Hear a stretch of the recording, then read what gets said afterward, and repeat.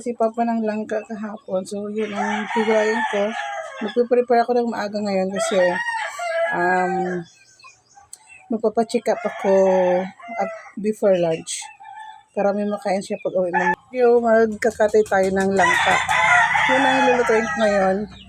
And ako lang dito mag-isa sa bahay kasi pumasok na sila lahat and yung estudyante dito sa bahay. So, ayan.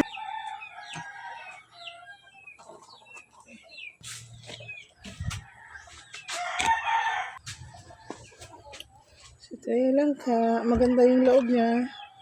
Kasi lang, kailangan ko siyang gulayin.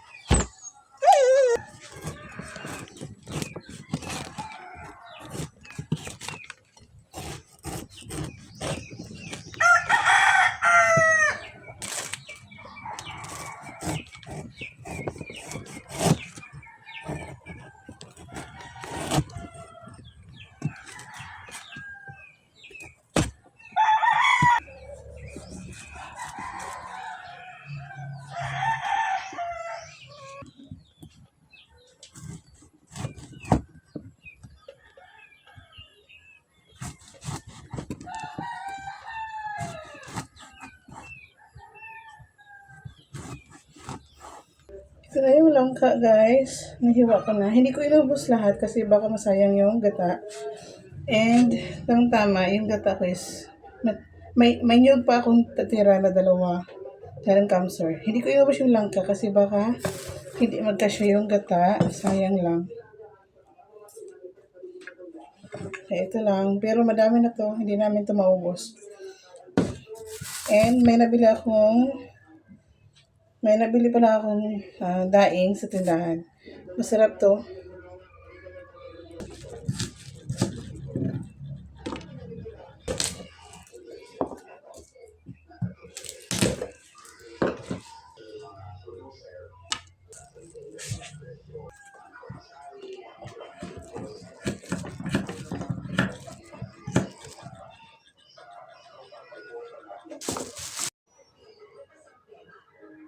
So, ito na siya guys.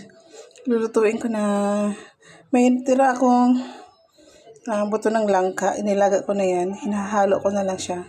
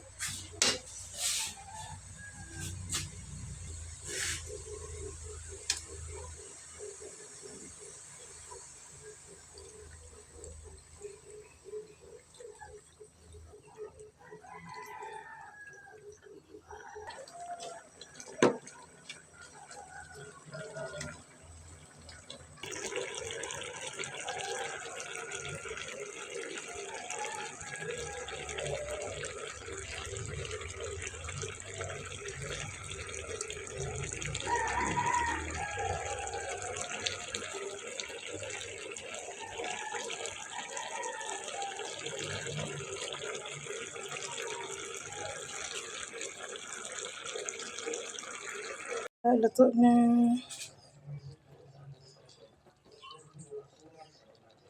The hospital. Ayan. Alauna pa ang open na start kang ang hospital. Lunch break nila. So, ayan, ang dami ng tao.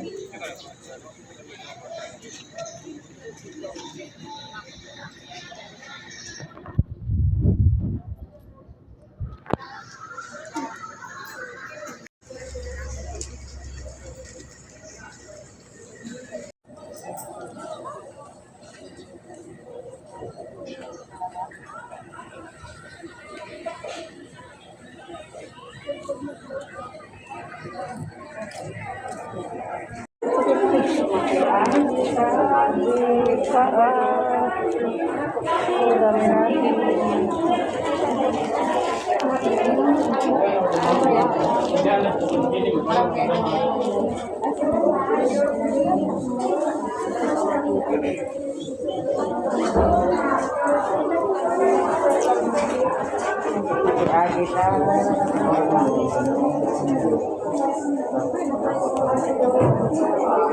guys, pauwi na ako.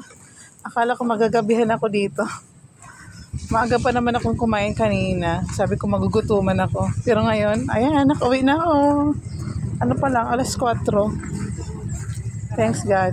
I'm going home. Ayan, palabas na ako.